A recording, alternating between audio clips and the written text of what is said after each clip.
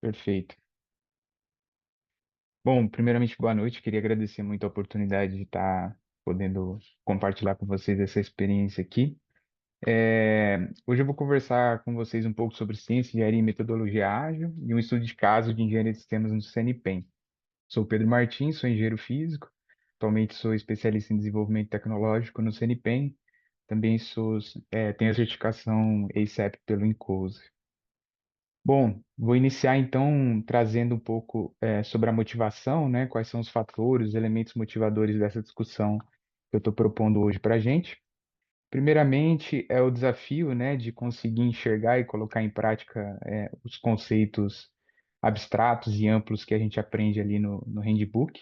Acho que especial a característica sistêmica, né, da engenharia de sistemas quando a gente tem que lidar com relações complexas dentro dos diferentes processos que a gente vai aprendendo ali enquanto a gente está estudando o handbook, né? E como que a gente faz para colocar isso na prática? Acho que no processo inicial de estudo, todo mundo acaba em algum momento se deparando com esse questionamento. A gente vê muito isso também nas conversas que a gente tem com outros engenheiros de sistemas que estão iniciando esse processo também.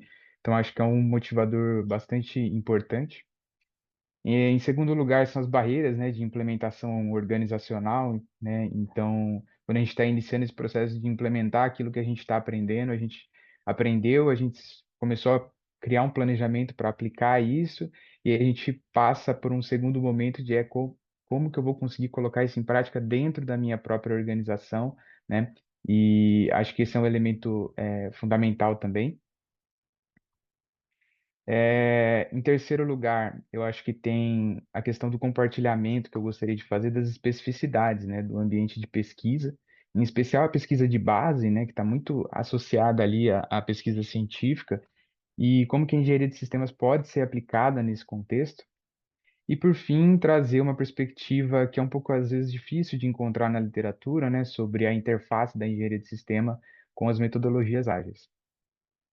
Então, o objetivo geral, se a gente puder resumir, seria a ideia de apresentar um exemplo dos métodos e práticas adotados nos testes de implementação da engenharia de sistemas em um projeto do CNPq específico, que também utiliza a metodologia ágil como forma de gestão. Acho que é importante colocar como disclaimer de que essa apresentação tem um objetivo de trazer um exemplo, né, e ela não tem um caráter orientativo, justamente porque a ideia é se mostrar como se pode fazer, né, não necessariamente como se deve fazer, que estaria exatamente em contraposição aí com algumas práticas que a gente aprende para engenharia de sistemas. E em segundo lugar, também, que a ideia é trazer uma narrativa um pouco linearizada, né? Apenas por uma questão de clareza, mas a gente tem que sempre lembrar sobre os processos de concorrência, recursão e interação que são fundamentais também nos processos da engenharia de sistemas. Mas para que a gente consiga entender e consiga desenvolver um raciocínio, a gente traz isso de forma um pouco mais linearizada. Então, eu vou iniciar apresentando o CNPq. O CNPq é uma organização social, né? Portanto, ela tem uma gestão privada e tem um financiamento público, supervisionada pelo Ministério da Ciência, Tecnologia e Inovação.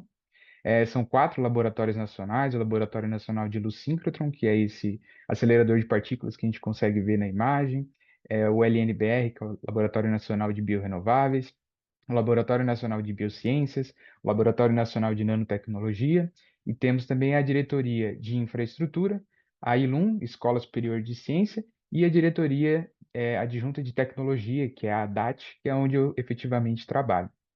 São mais de 1.700 trabalhadores, entre CLTs, estagiários, bolsistas de mestrado, doutorado e pós-doutorado.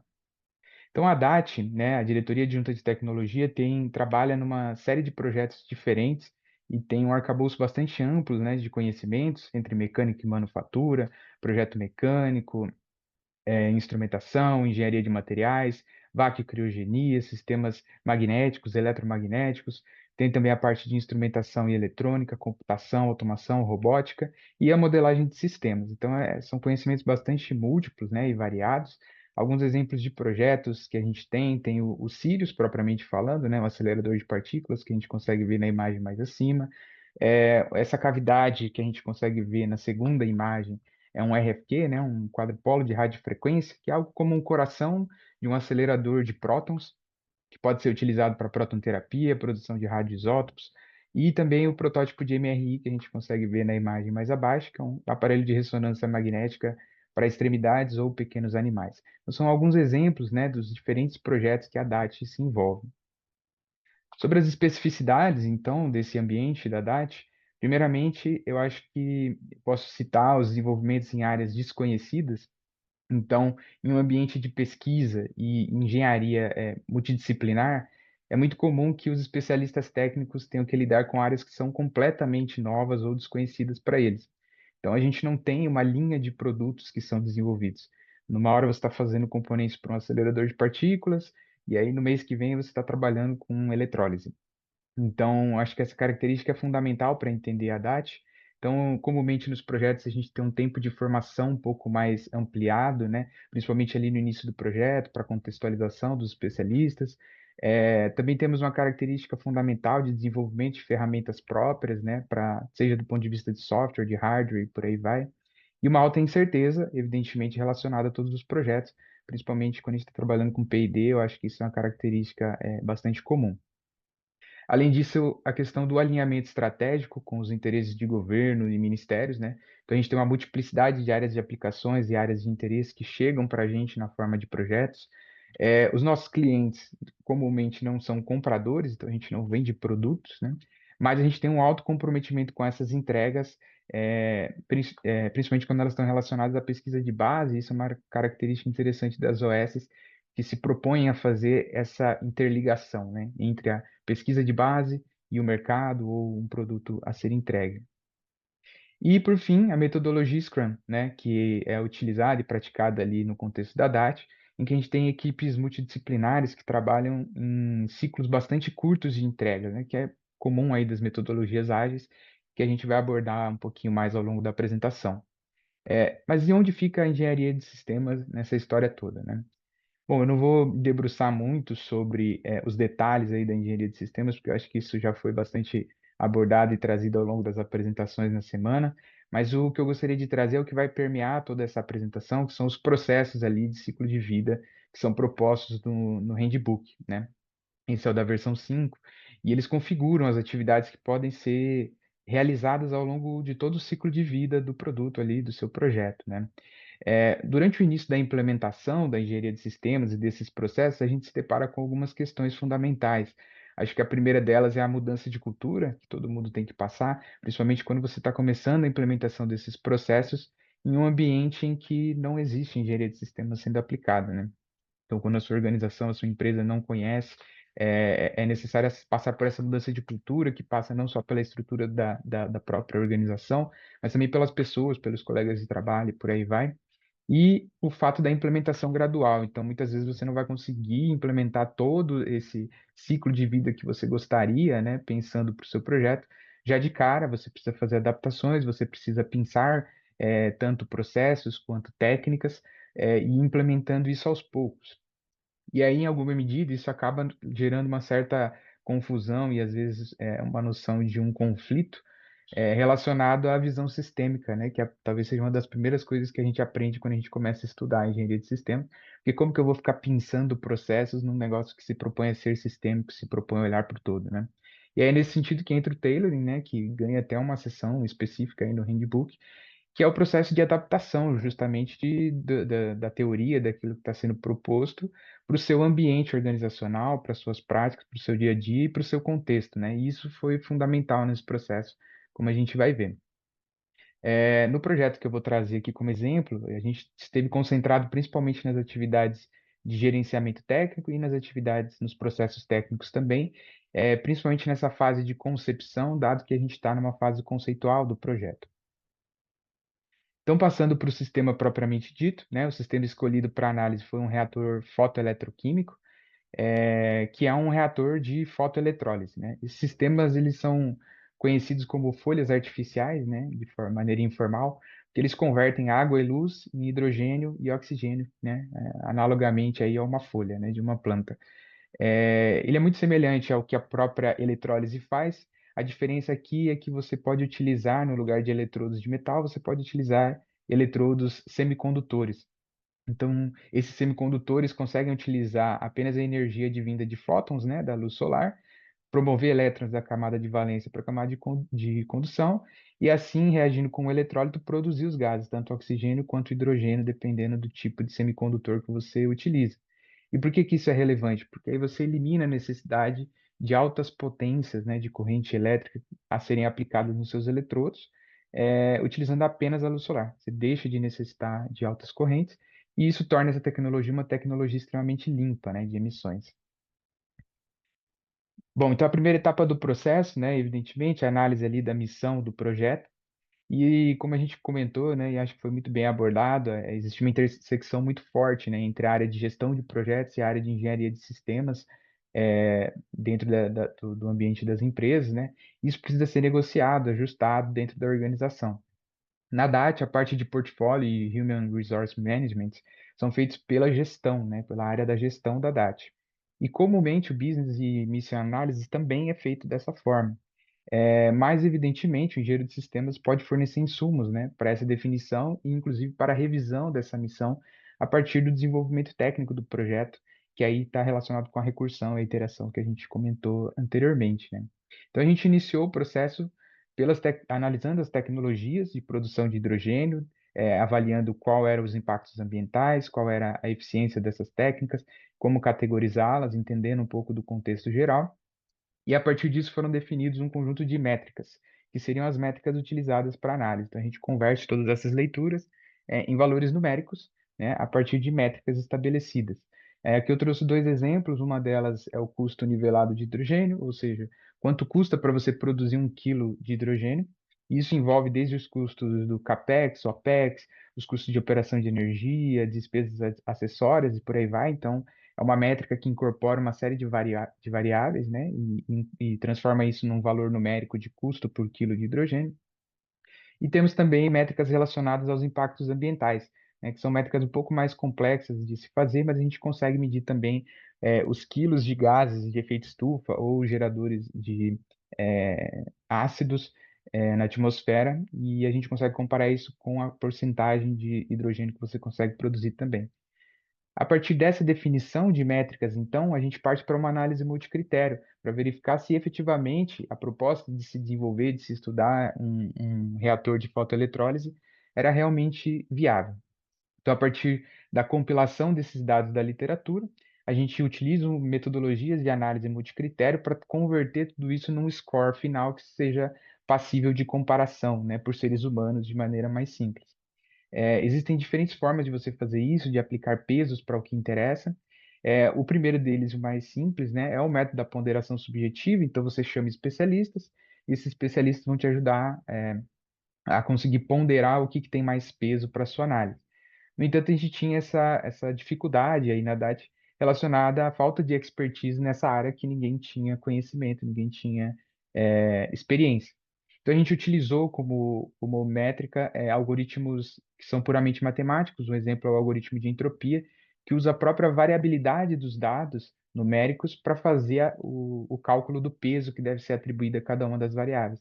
Então, isso funcionou como um teste de sanidade também, né, relacionado à nossa ponderação subjetiva, e a partir disso a gente conseguiu decidir se fazia sentido ou não seguir com a técnica de fotoeletrólise como a técnica que a gente iria pesquisar.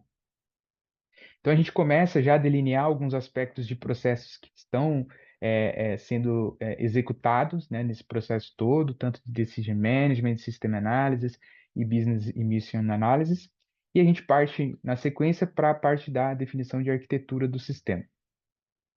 Talvez seja a fase em que a gente esteja mais habituado a trabalhar, principalmente quem tem o início da carreira relacionada à parte técnica, né, desenvolvimento dos projetos. Então a gente iniciou ali por uma arquitetura funcional, né? E a arquitetura funcional ela tem uma vantagem muito interessante porque ela demonstra apenas quais são as relações lógicas, ou seja, quais as funções que precisam ser executadas dentro do seu sistema, mas ela não dá indícios nem faz nem infere premissas sobre o design do seu sistema. Então aqui eu não preciso dizer exatamente quais são as partes, quais são os componentes que eu necessito para executar essas funções. Eu só indico quais são as funções que precisam ser executadas para eu levar lá do lado esquerdo a luz solar ou a geração de luz, para lá do meu lado direito sair hidrogênio e oxigênio, apenas em termos funcionais. A partir da arquitetura funcional, então, você consegue elaborar uma arquitetura físico-funcional, na qual você consegue começar a delinear alguns elementos de forma, né? Ou quais são os componentes, sistemas ou subsistemas necessários para o seu dispositivo funcionar adequadamente. Aqui eu começo a dar respostas do ponto de vista de design, mas eu não faço definições muito precisas ainda, porque é uma fase muito inicial do projeto. Isso, com alguns dias de leituras, você começa a conseguir delinear essa arquitetura de maneira mais geral, que vai sendo aperfeiçoada e delineada ao longo do processo de desenvolvimento do seu dispositivo, do seu sistema, né? Mas por que que ela é relevante? Porque a partir de uma arquitetura físico-funcional preliminar, a gente já começa a conseguir separar esse projeto por áreas de conhecimento. E aqui na DAT, essas áreas de conhecimento estão diretamente atreladas às equipes que estão trabalhando dentro desse projeto. Você consegue saber exatamente onde as equipes vão começar a atuar, e isso permitiria que os líderes dessas equipes, né, ou os gerentes de projeto, começassem a desenvolver o WBS, ou seja, começa a conseguir pensar quais são as atividades, as entregas, como quebrar o trabalho que vai ser desenvolvido nesse projeto. No entanto, novamente a gente tem a questão, como fazer isso numa área completamente nova, em que as pessoas realmente não têm contato ou têm muito pouco acúmulo sobre o tema que está sendo desenvolvido. Essa era uma questão que estava se impondo nesse projeto, e a nossa abordagem foi de utilizar a metodologia dos design descriptors, né? Que pela definição formal são entendidos como um conjunto de características genéricas de design e os valores possíveis para ele. Então a gente converte aquela arquitetura físico-funcional numa arquitetura semelhante em que a gente, cada um desses quadrados aí, desses retângulos, representa um dos subsistemas preliminares e a gente define quais são as variáveis que são necessárias, ou seja, tudo aquilo que precisa ser respondido do ponto de vista de design, para que quando eu conseguir responder tudo isso, eu tenha o design conceitual do meu sistema finalizado. Então, quais são as perguntas que eu tenho que responder do ponto de vista técnico para eu garantir o design do meu sistema? E a gente associa a essas variáveis os tipos de resposta que eu preciso. Se eu preciso de uma resposta booleana, uma resposta numérica, qual é o tipo de resposta que eu tenho que dar àquela pergunta daquela variável? E não somente isso, a gente consegue também relacionar cada um desses subsistemas dentro desse diagrama com as setas, e essas setas indicam uma relação de dependência, ou seja, cada vez que eu preciso de uma informação de um outro subsistema para poder dar uma resposta a uma variável de um outro subsistema, eu traço uma setinha entre eles. E assim eu vou criando relações de dependência entre essas variáveis. Isso é importante porque dentro de um projeto complexo, que você tem pouco conhecimento técnico, com um pouco de informação que você tem, você começa a delinear qual é o caminho estratégico de planejamento que você precisa para responder aos questionamentos técnicos, à definição de design que você precisa fazer. Como que a gente faz isso? Bom, a partir desse diagrama, a gente consegue criar, e a gente utilizou, né, a metodologia das matrizes DSM, Design Structure Metrics, nas quais a gente consegue, nas linhas, a gente elenca quais são os subsistemas que a gente elencou ali no nosso diagrama. Esses subsistemas são copiados nas colunas também. E aí, cada vez que um subsistema que está numa linha depende das variáveis de um subsistema que está na coluna, a gente marca ali com o númerozinho 1 e a gente vai preenchendo toda essa matriz, criando essas relações de dependência. E por que que a gente faz isso? Porque utilizando determinados algoritmos, a gente consegue otimizar essa matriz. Então, a gente desenvolveu um algoritmo próprio para fazer otimização de matriz DSM. E aí, o que consiste, né? No que consiste a otimização dessas matrizes? A gente rearranja as linhas e colunas de tal forma que a gente consegue ordenar esses subsistemas, e o ordenamento vai de cima para baixo, da esquerda para a direita, e não somente ordenar, mas também clusterizar. E o que significa uma clusterização na matriz DSM? É justamente uma alta correlação, uma alta dependência das definições que são feitas na linha e na coluna. Então, quando eu tenho um conjunto de variáveis que são altamente dependentes entre si, eu não consigo resolver uma sem resolver a outra, elas vão estar agrupadas em um cluster. E esses clusters também são ordenados. Então, dessa forma, eu consigo, a partir dos meus design descriptors, definir qual é o ordenamento pelo qual eu devo resolvê-los. Então, por onde eu tenho que começar a responder as minhas perguntas de design. E aí a gente utiliza essas matrizes DSM, né, na sequência para fazer, evidentemente, o nosso WBS, começar a criar o nosso roadmap e pensar o planejamento geral do projeto. E como que fica esse roadmap no Scrum escalado? Bom, a gestão ágil na DAT, ela é feita através do framework do Scrum, que é um framework que organiza o trabalho dentro de um determinado projeto, a partir de ciclos de atividades, né? O ciclo mais importante é a sprint, né? Que é o ciclo dentro do qual todos os outros processos vão se repetir. Na DAT, essas sprints, elas são de 3 semanas. A sprint vai se iniciar com o seu Product Backlog. Então, é o local dentro do qual você vai reunir todas as atividades que precisam ser executadas dentro desse projeto, quais são os grandes marcos, quais são os seus gates de decisão e por aí vai. Esse Product Backlog ele vai sendo constantemente realimentado e revisado a partir dos planejamentos trimestrais aqui na DAT. E a gente faz também uma priorização e segmentação por épocas, né, que são marcos ou grandes entregas que precisam ser executadas. Então, em cada sprint, cada vez que a gente começa esse ciclo de 3 semanas, os líderes de projeto pegam esse backlog, fazem um planejamento em cima dele, pensando em como vai ser a sprint, como vão ser as próximas 3 semanas. São definidos os objetivos dessa sprint, e na sequência a gente tem um planejamento da própria equipe. Então ela vai pegar esses objetivos da sprint, entender aonde que cada equipe vai entrar e vai atuar, e a partir disso as equipes começam o seu próprio ciclo, que é um ciclo diário de reuniões diárias dessa equipe de desenvolvedores junto com o dono do projeto. Esse dono do projeto geralmente é o líder do grupo. Esse líder de grupo vai para uma segunda reunião, na qual ele vai participar de uma reunião junto com os gerentes de projeto. E essa segunda reunião tem um foco bastante intenso ali na coordenação de ações entre os times dentro dos projetos. E isso pode ser levado ainda para um terceiro estágio em que o diretor também pode ser envolvido, dependendo do tamanho ali do problema, do que precisa ser resolvido.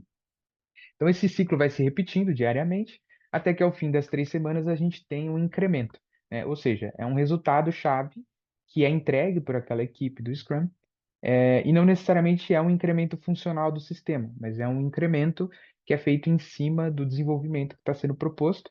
Esse incremento ele é definido já lá durante a sua etapa de planejamento e ele é revisado na review dessa sprint. Então, é uma outra reunião que é executada com todas as equipes juntas, mais os stakeholders, para verificar se o projeto está caminhando na direção correta. A gente tem também a retrospectiva, e tudo isso entra num looping que vai sendo repetido a cada 3 semanas. Então, a partir disso, voltando para a nossa matriz DSM, como que a gente realiza o roadmap agora no Scrum escalado? A gente vai criar um roadmap no qual a gente tem uma quantização temporal por sprint, evidentemente, porque as nossas entregas cabem dentro dessas sprints. A divisão de atividades também é feita por áreas de conhecimento ou por grupos. Então, cada grupo pode ir selecionando as atividades que vai desenvolver e tentando entender de que forma que eles vão cooperar para aquela entrega que foi acordada entre as diferentes equipes para aquela sprint. Os ciclos de verificação e validação vão ser bastante curtos, né? Então, você tem reuniões diárias, na qual você vai fazendo acompanhamento das atividades. Você tem reviews de sprint, ou seja, cada sprint você também vai estar fazendo essa revisão, e isso é a cada 3 semanas, junto com as retrospectivas também. E outra característica são os decision gates e os technical reviews, que comumente vão estar alinhados, né, com documentos importantes. No caso da DAT, é o Conceptual Design Report, o Preliminary Design Report e o Final Design Report, entre outros documentos que a gente vai entregando nesse processo. Então, você tem ciclos de verificação e validação bastante curtos, e depois você tem ciclos mais longos que estão relacionados a entregáveis maiores do projeto, né? Então, nesse sentido, a gente incorpora mais um dos processos aí do nosso ciclo de vida e partimos, junto com a arquitetura, nós temos também os processos de planejamento. Na sequência, a gente também pode abordar os requisitos de projeto. Então, partindo para a definição dos nossos requisitos, né, a gente começa ali com a elicitação dessas necessidades dos nossos stakeholders, né? Então, eles vão dizer quais são os objetivos gerais, por que que aquele projeto existe, o que que ele precisa atender, o que que, do ponto de vista da operação, enfim, de todas as etapas de implementação, aquele produto precisa entregar. Essas necessidades são convertidas em requisitos, ou seja, existe uma formalização dessas necessidades e elas são convertidas em requisitos de stakeholder. Na sequência, esses requisitos, evidentemente, são convertidos em requisitos de sistemas, né? Então a gente começa a entender como que aqueles requisitos dos stakeholders vão afetar os nossos sistemas e quais são os requisitos que esses sistemas passam a ter.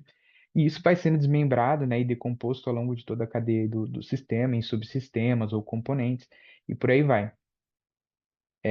Na sequência, a gente tem os ciclos de verificação e validação, então esses requisitos podem, a partir de determinadas iterações ao longo do processo de desenvolvimento, serem revistos. Então, se em algum momento do projeto eu verifico que algum requisito estava mal escrito, ou é um requisito inalcançável, ou que precisa de algum tipo de atualização, a gente vai fazendo isso com os ciclos de verificação e validação também. E do ponto de vista do gerenciamento desses requisitos, né, de maneira prática, a gente utilizou muito o Excel para fazer esse registro, né?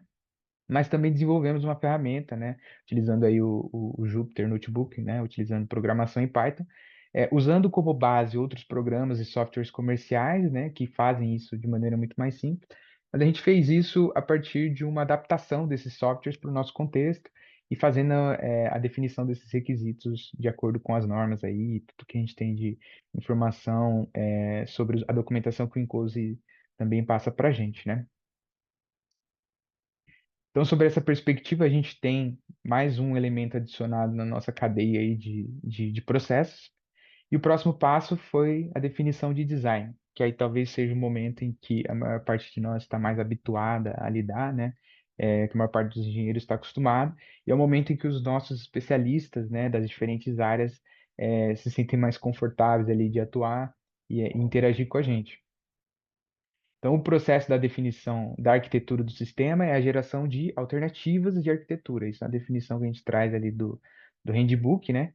E não somente gerar essas alternativas, mas também selecionar aquelas alternativas que são mais promissoras sob essa perspectiva, trazendo as preocupações das partes interessadas, no caso dos stakeholders, né, evidentemente também preenchendo ali os requisitos que são necessários, que adviram dos stakeholders e foram decompostos em requisitos do sistema.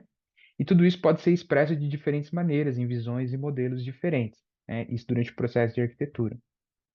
Então, nós vimos lá, sob uma perspectiva da arquitetura geral, no nosso exemplo, é, inicialmente nós elencamos quais eram os principais subsistemas desse sistema maior. Aqui eu trago um exemplo, né? Os fotoeletrodos e o nosso reator, por exemplo. A partir dos escritores de design, a gente começou a definir quais são as respostas do ponto de vista de design que a gente precisava dar ao fim do nosso processo de design do sistema. Então, para os fotoeletrodos, por exemplo, nós temos o tipo de fotoeletrodo, qual seria o material, e, enfim, N outras variáveis são elencadas. Para o reator, por exemplo, a arquitetura geral desse reator. E aí, na sequência, né, durante o processo ali de desenvolvimento técnico, a gente vai passar pela fase inicial, que todo mundo conhece, que é a busca bibliográfica, né? Então, a gente expande o nosso espaço de soluções, criando alternativas para o nosso design, para cada um dos componentes do nosso sistema, entendendo as diferentes formas de solucionar ou resolver os problemas ali que precisam ser resolvidos durante o processo de design, né? Na sequência, a gente vai fazer análise de trade-off para selecionar quais são as soluções mais promissoras, né? Processo natural. Na sequência, a gente faz uma análise das soluções sob uma perspectiva mais sistêmica, entendendo como cada uma dessas soluções que a gente foi encontrando e filtrando na literatura se comunica com as outras soluções e as outras partes do sistema, e se tudo isso faz sentido, se tudo isso funciona, né? Então, passa por análise, passa por análise de integração e por aí vai. E ao final de tudo isso, a gente consegue determinar, né, a partir da análise do sistema, da integração e da análise de risco e dos requisitos, a gente consegue selecionar qual que é a versão final do nosso sistema, qual vai ser o nosso design final, né?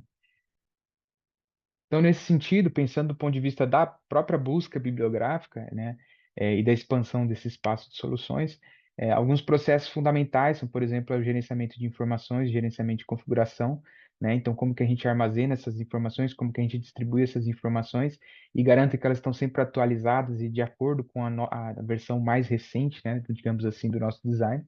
A gente pode fazer isso de diferentes maneiras, né? Então, a gente tem os modelos document-based, né, no qual a gente pode registrar tudo isso em documentos, seja de relatórios em Word, planilhas de Excel e por aí vai. Ou a gente tem, né, os modelos mais inovadores, mais atuais, que são do Model-Based Systems Engineering, que a gente tem modelos todos integrados e comunicantes entre si, né? Evidentemente que o MBSE é um processo muito mais robusto, por assim dizer, mas, eventualmente, você pode partir para uma abordagem de document basic, caso você nem tenha essa abordagem ainda desenvolvida dentro da empresa, né? Então, são maneiras diferentes de abordar esse problema, que podem ser utilizadas. Sob a perspectiva do trade-off, né? Então, como filtrar essas soluções que são geradas, são armazenadas, A gente utilizou muitas análises de trade-off, né? E a ideia, né, de maneira geral, é você listar o conjunto de soluções que você encontrou para uma determinada parte do sistema e analisar, comparar essas diferentes soluções. As métricas para essa análise podem ser as mais diversas possíveis, né? E no nosso caso, a gente utilizou os próprios requisitos como elementos para guiar quais seriam os parâmetros que a gente iria analisar para cada solução. Então, os próprios requisitos de projeto fomentam os parâmetros de comparação entre as soluções, das quais a gente tira um score, né, e consegue compará-las de maneira mais fácil. Isso também é mais fácil de você trazer para os stakeholders na hora de você fazer uma validação do seu projeto, né? Então, após a finalização do trade-off, após essa análise de expansão do espaço de soluções e depois de filtragem, a gente vai chegando em soluções promissoras. Essas soluções promissoras são então desenvolvidas e entendidas a partir de uma abordagem, uma perspectiva sistêmica, né? E aí a gente vai se utilizar de uma porção de ferramentas possíveis de modelagem, simulação, análise de interface e visões de sistema que podem ser implementadas nesse processo para a gente conseguir montar esse sistema, entender esse sistema e desenvolver ele de maneira que a gente consiga caminhar da arquitetura do sistema para o design, né? Para a definição de design, que é o momento no qual a gente está pronto, né? Quando a gente finaliza o design, a gente está pronto para iniciar a fase de integração, a fase de efetivamente construção e implementação do sistema. Então, eu trouxe aqui alguns elementos que mostram os diferentes aspectos, né, da arquitetura, que não é um processo simples, né, é um processo bastante complexo, e que tem uma série de outros processos rodando ao mesmo tempo, né? E aí vamos tentar trazer um pouco dos exemplos aí sobre essas partes desse processo. Então, quando a gente fala de modelagem, né, e simulação de sistemas, a gente está falando do uso de modelos funcionais, né, arquiteturas e comportamentais, que são interdisciplinares, que podem ter representações físicas, matemáticas, lógicas, para todas as fases do ciclo de vida. Aqui a gente está tratando de uma região mais específica, né, do ciclo de vida. Então, trazendo a perspectiva do modelo, né, sendo o modelo definido como uma representação simplificada do sistema, ele pode ser físico, ele pode ser digital, né, e a gente está acostumado com a modelagem 3D, então desenhos feitos em CAD, modelos matemáticos, então quando a gente tem descrições matemáticas do determinado sistema que a gente está produzindo, como por exemplo uma análise de eficiência, uma análise de fatores da taxa de produção, por exemplo, de gases, no caso do modelo do fotoeletrolisador, esses modelos podem ser matemáticos também. Nós temos as linguagens para a criação de diagramas e diferentes visões de sistema, né? Então a gente vai para o XML, ou ML e por aí vai. E a parte de prototipagem, que são modelos que são físicos, né? Não só modelos computacionais, que acho que todo engenheiro acaba passando em algum momento aí da vida, por cada uma dessas fases da modelagem. A gente também tem uma fase muito importante que a gente desenvolve bastante, e aí o meu grupo está bastante atrelado a essa fase, que é a simulação, né? Que é o processo de você utilizar modelos para prever e estudar o comportamento ou desempenho desse sistema. Então, para o projeto do fotoeletrolisador, evidentemente, a gente tem uma parte de simulação CFD muito forte, simulação estrutural também envolvida, e simulação química também, né? E, por fim, o gerenciamento de interfaces também é um processo muito importante aí durante a transição da arquitetura para o design. A gente precisa garantir o gerenciamento de todas as interfaces, como que essas diferentes partes do sistema, como que cada uma das equipes de projeto estão fazendo suas definições e se essas definições de design conversam entre si, vão ser montadas e o sistema vai agir como a gente gostaria. Evidentemente, a gente pode fazer isso a partir de uma abordagem do MBSE ou uma abordagem document-based, que obviamente tem suas fragilidades, mas como eu comentei, é possível de ser utilizada desde que com cuidado, enfim, e adaptando ao contexto da empresa e do projeto específico, né? Então, pensando sobre essa perspectiva de modelagem, arquitetura e design, a gente tem uma série de outros processos que vão caminhar concomitantemente. Então, a parte de Decision Management e Configuration Management, né?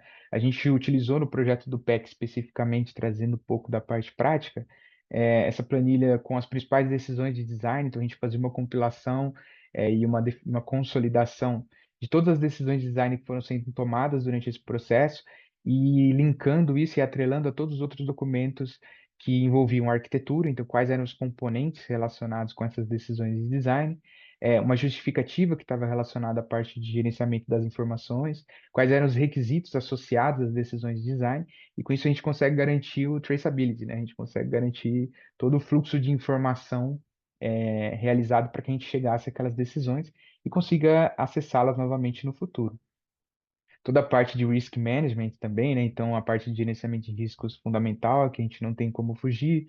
Utilização de metodologias como FEMEA, FEMECA, analisando modos de falha, efeito, severidade, ocorrência, detecção, e pensando também quais são os componentes, né, associados a cada uma desses modos de falha, para garantir também esse link com o modelo e com as decisões de design que a gente estava fazendo. Então, tudo isso pode ser integrado também. Além de tudo isso, a gente também tem os ciclos, né, de verificação e validação, que eu já abordei rapidamente ali durante, falando um pouco sobre a metodologia do Scrum. Mas a gente, durante essas sprint reviews de 3 semanas, a gente tem esses ciclos de verificação e validação com stakeholders. A gente tem os nossos indicadores, objetivos e resultados-chave que também estão previstos no nosso planejamento. Mas um aspecto interessante é pensar que a verificação, por exemplo, ela não vai estar apenas relacionada ao momento pós-implementação do seu sistema, né? Ela pode estar sendo executada e as atividades que estão dentro do processo de verificação podem ser executadas já nessa fase de design conceitual do sistema. Então, pensando na arquitetura físico-funcional que a gente tinha do sistema e a análise de risco que a gente fez, a gente utilizou a metodologia de análise de causa-raiz para pensar nas fontes de perda de eficiência do sistema e cada uma das fontes possíveis de perda de eficiência, analisou as causas possíveis para essas fontes de perda, né? E quais seriam os testes para verificação e mensuração experimental dessas perdas. Então, isso a gente já consegue fazer um plano de verificação experimental já na fase conceitual do projeto, apesar de a gente não ter ainda construído nada. A gente está só numa fase de conceito, né? Então a gente vai vendo que a partir desses diferentes processos que vão sendo executados e vão sendo iterados, e a gente também vai tendo a recursividade entre eles e reexecutando cada um deles, a gente vai construindo uma trama que vai ficando cada vez mais emaranhada de processos que estão sendo executados, né? Como eu comentei no começo, a gente tenta trazer uma abordagem linearizada, mas tudo isso vai sendo verificado, validado e reescrito, reconfigurado, ressimulado, redesenhado ao longo desse processo do design conceitual, e é a partir disso que a gente consegue, né, efetivamente entregar um design conceitual para um projeto, nesse caso, trazendo o exemplo do fotoeletrolisador, em que a gente finalizou o design conceitual e está partindo agora para a fase de implementação, construção desse dispositivo. Então, pensando um pouco sobre as lições aprendidas, eu acho que a primeira questão a ser levantada é que esse processo de implementação da engenharia de sistemas é um processo que leva tempo. Então, na nossa experiência, isso está sendo um processo bastante longo, um processo com muitas discussões, né, muito estudo, e não é um processo simples, né? Ele demora para acontecer. É necessário, evidentemente, uma mudança cultural, então isso foi bastante presente, principalmente no ambiente científico, em que a gente está trabalhando e desenvolvendo os projetos. E esse trabalho do boca a boca, de conversar e de formação também, compartilhamento de informações, de aprendizados, é fundamental. Tailoring também é algo que não tem como escapar, então é entender o que se aplica, o que não se aplica, o que dá para aplicar nesse momento, nesse contexto e o que não dá, né? Então isso é algo do qual a gente não consegue fugir, é algo que está nas entranhas da engenharia de sistemas, né? E não deixar de fazer coisas que façam sentido pela falta de recursos, né? Então, na medida em que a gente não tinha softwares, a gente não conseguia comprar licenças, tinha falta de recurso disso ou daquilo, a gente vai fazendo adaptações, inclusive nos próprios métodos, nas próprias ferramentas, tendo em vista que o mais importante, né, aquilo que está por trás de tudo, é a visão sistêmica, né? E são todos esses conceitos que a gente carrega a partir dos estudos que a gente vai fazendo. Então, a ferramenta, no fim das contas, a gente consegue ir burlando cada um desses empecilhos que vão aparecendo no caminho e resolvendo os problemas. E por fim, eu acho que a engenharia de sistemas, eu acho, o que eu gostaria de deixar, né, como uma das lições aprendidas é que a engenharia de sistemas é uma ferramenta valiosa para a gente, para a realização bem-sucedida, né, de projetos que são complexos. E isso pode ser feito nos mais variados contextos, né? E aí, trazendo um pouco da nossa experiência, eu acho que isso pode, espero que tenha ficado claro, né? Eu espero que essa experiência tenha servido como um exemplo positivo, que possa inspirar também outros engenheiros que estão trilhando caminhos em circunstâncias análogas ou pelo menos paralelas a que a gente trilhou também. É isso, obrigado e passo a palavra.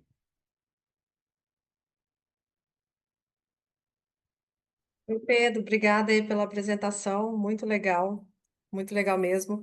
Lembrei aqui que você foi do nosso cohort, né? Quando eu vi o símbolo do ACEP, fez a prova presencial. Então, é legal ver um participante tão ativo aqui falando de coisas tão interessantes e já motivando, né? Já dando retorno para a comunidade. Então, parabéns aí mesmo e obrigada. Obrigado. Obrigado. A gente já teve aqui algumas perguntas, acho que vai ter até que escolher, né, Bruno?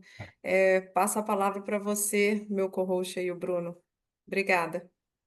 Obrigado, Raquel. Pedro, parabéns pela excelente apresentação, muito boa mesmo. Obrigado. Vou ler aqui algumas perguntas, né?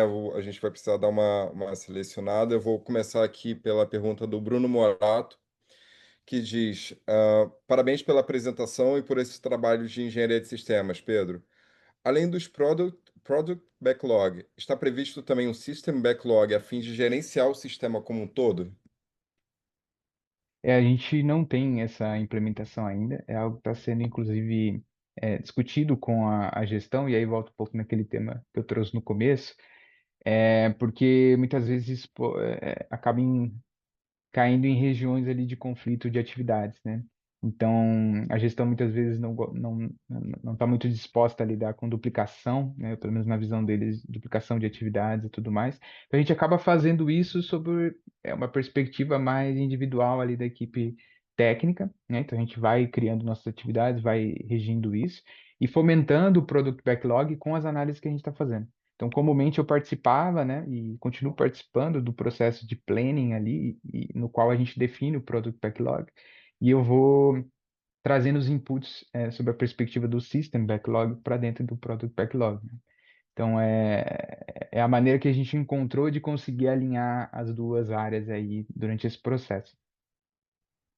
Perfeito, Pedro. Vou trazer aqui agora a pergunta do Felipe de Paulo, que diz o seguinte: percebi que vocês utilizaram a ferramenta Capella para elaborar a arquitetura funcional. E foi comentado acerca do desenvolvimento de uma ferramenta pela empresa para gerenciar requisitos. A minha pergunta é se vocês tentaram utilizar o Requirement Viewpoint do Capella para essa atividade e se sim, como foi essa experiência? Uhum. Então, a gente não utilizou, a gente começou a fazer o estudo dessa ferramenta, mas a gente não conseguiu desenvolver propriamente essa área da utilização do Capella. A gente tinha o intuito de comprar licenças, então por isso a gente começou desenvolvendo as arquiteturas dentro do Capella ali, até para treinar, para poder desenvolver ali a habilidade no manuseio do software. Mas a gente não conseguiu comprar licenças, a gente não conseguiu e também a aprovação aí para seguir com a utilização do software. Então o que a gente fez foi simplesmente começar a desenvolver com a própria mão ali, né? E fazer uma ferramenta de integração nossa. Então, isso que eu comentei sobre a gente ter utilizado muita planilha de Excel para poder fazer o processo de gerenciamento de risco de arquitetura e por aí vai, foi justamente porque era fácil da gente conseguir puxar esses dados e integrar ele numa ferramenta própria, né? Desenvolvendo o script. Então, foi mais por uma questão mesmo de não conseguir a permissão ali para a utilização do software, e por isso a gente acabou partindo para uma abordagem de script e ferramentas próprias.